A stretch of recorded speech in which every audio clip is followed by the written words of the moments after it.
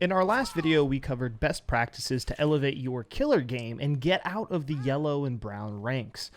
The tips given were intended to help you get good as any killer, regardless of their nuance, perks, abilities, etc. But this video right here is going to break down all of the non-DLC killers that come with the base game, and which ones you may consider leveling first, based on their playstyle, perks, etc. For future reference, this list will include Trapper, Hillbilly, Wraith, Nurse, and Huntress. This video is what killer to play first. First, let's discuss Trapper. Trapper is a killer based on planning, strategy, and territory control. He lays bear traps hoping survivors step into them, and has his basic main attack. He has an average walk speed of 115%. For reference, survivors run at 100%, so he's faster. In ranks 20, 19, 18, Trapper can get away with placing traps around doorways, windows, pallets, kind of almost anywhere survivors may step. He's incredibly easy to get into because survivors around the same rank haven't become accustomed to looking for the obvious traps. And even if you don't trap many survivors, you can still move faster than most survivors and down them in chases. But the higher you rank, the more map awareness, control, and knowledge you'll need to excel as Trapper and not get completely outplayed.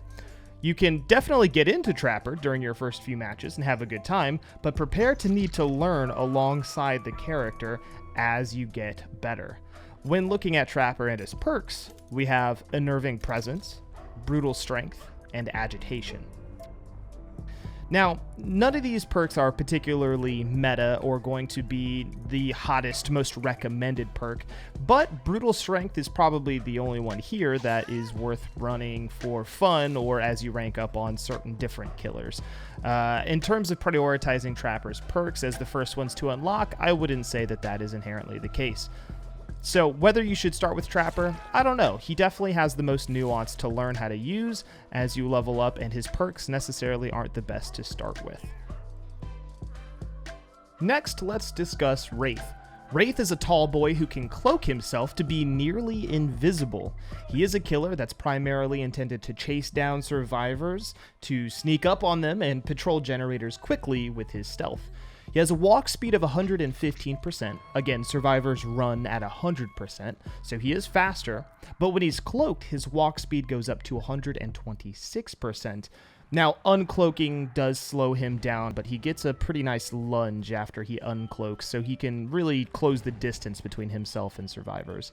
Now, I personally believe that Wraith is the best killer to get into to learn how to chase survivors, as chasing is the main mechanic of the game. Because his cloak allows you to get between places quickly, even if you lose track of survivors, you're able to maybe catch back up fairly quickly. Wraith is seen often as a killer who's pretty boring to play, as he doesn't have any abilities that circumvent chases, but I think that plays to his strength if you're a new killer, because really, you need to learn the base mechanics of the game, not just how to trap people or throw hatchets as Huntress. You need to learn how to chase survivors and how survivors think and where they're going, and I think Wraith cuts down all the fat and makes it so you understand the basics of the game fastest, but again, he can be seen as boring. When looking at Wraith's perks, we have Predator at level 30, Bloodhound at level 35, and Shadowborn at level 40. Wraith's perks aren't part of any meta in Dead by Daylight by any stretch of the imagination, and you won't often see them used in high-rank gameplay necessarily, but there's no doubt that they could be helpful when learning the game and in middling ranks. Bloodhound and Shadowborn specifically are perks that you'll see used on other various killers depending on what you think you need as a killer to get better. Now, next up, we have Hillbilly. Hillbilly relies on his chainsaw ability to quickly patrol the map and scare survivors into making mistakes. If caught in the open, the attack from his chainsaw can even one-hit down survivors. His average walking speed is 115%, no surprise there. Survivors again run at 100%. But his chainsaw sprint is a whopping 230%, meaning he can move across wide open maps incredibly quickly. His chainsaw sprint, however, allows you very little left and right mobility or control, causing you to go in a semi-straight line-ish. As for beginners, Billy is a great killer if you're willing to put in the time to learn, and he definitely scares a lot of survivors into making really poor choices. But relying on his ability too much could potentially teach you bad habits, if you aren't swapping to other killers more frequently to learn how they play. and because survivors can learn to dodge his ability as you begin to rank up, he has a bit of a skill ceiling, easy to get into, but difficult to sort of master. Now, Hillbilly's perks are Enduring at level 30, Lightborn at level 35, and Tinkerer at level 40. Now, none of these perks are particularly meta, but they are nonetheless helpful. Almost all three of them are helpful and can be used in almost any ranking, really. While they may get outclassed by other perks, there's no doubt that these are worth having. Is Hillbilly somebody that you should play early on?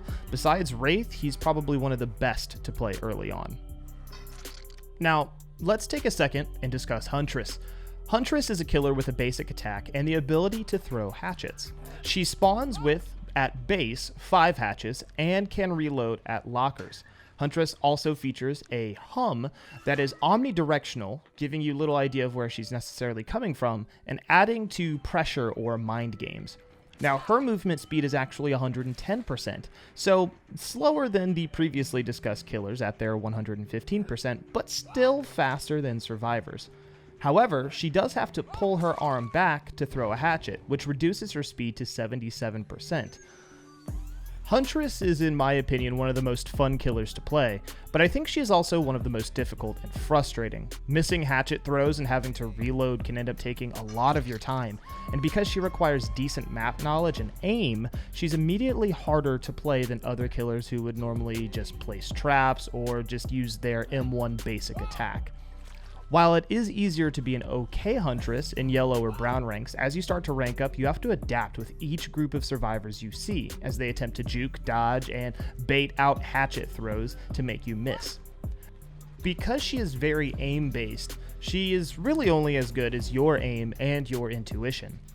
Now, Huntress's perks are Beast of Prey at level 30, Territorial Imperative at level 35, and Hex, Huntress Lullaby, at level 40. Now, on paper, Huntress Lullaby is great, and in early ranks, it really can change the game for you, even if you're missing a lot of hatchets. But it is a Hex perk, and it's the first Hex perk that you can unlock. And what that means is it's vulnerable to being cleansed off of totems within the first few minutes of the match, potentially, which means it could end up being a wasted perk slot. It also requires that you hook survivors to make the perk better and more effective. So if you're not hooking people very often, it's again a wasted perk slot. So Huntress Lullaby could be a gamble. It might be worth it, but oftentimes it might not be worth it. So it makes it a toss-up, especially as you get into higher ranks and survivors end up cleansing the totems and getting rid of your perks nearly immediately. Now, Beast of Prey and Territorial Imperative are decent perks, but they're not high on the list of things you should unlock necessarily quickly. Territorial Imperative is something that you can run on certain builds, on certain killers that may be great and benefit you, but again, it's not high on the totem pole. Is Huntress somebody you should play early on in the game? I say not necessarily. She may suit your playstyle and she's very fun, but her perks aren't high on the list of things that you should unlock for other killers, and she may leave you more frustrated than happy on certain games. Now, lastly, let's discuss Nurse. Nurse is a killer who can blink or teleport to spots within a specific range by holding their ability button. Nurse can generally do one longer blink and a second shorter blink before going into a recovery state for a few seconds. Nurse is the slowest killer in Dead by Daylight with a 96.25 walk speed, which is actually slower than the survivor's 100% speed. This means her blink is a requirement to be able to catch survivors and down them. You won't be able to just chase them around the map like Wraith, Huntress, or Trapper could even do. This means you have to acclimate to using her blink. You have to really learn it and understand it. Holding the teleport button longer to get through specific objects and predicting survivor movements. Nurse is hard to pick up and play, and even harder to master with what I consider to be the highest skill ceiling in the game. Nurse, however, has wonderful potential in her perks, which is kind of the odd offset that Dead by Daylight has. So she has Strider at level 30, Thanatophobia at level 35, and a Nurse's Calling at level 40. All of these perks are considered incredibly powerful and very much worth unlocking first. However, if Nurse's gameplay is not something for you, it may be worth getting blood points as another killer and bringing those blood points to unlock her abilities. Now that we have covered the base killers and their perks, I'd say that the choice is yours. In my opinion, Wraith is most worth playing first so you may learn the basics of the game, the maps, and how survivors will run from you. Billy will make you feel powerful fast if you can learn him, and is rewarding through almost all ranks of gameplay as you learn. It may be worth saving up blood points, however, to unlock all of Nurse's abilities separate from her if she's too difficult to play. That being said, the skill-based killers are still fun, and if you like that challenge, it is worth it to go into, but I hope that this video gave you a clearer expectation of whose perks are most important, who should be prioritized, and who might be your favorite as you pick up the game.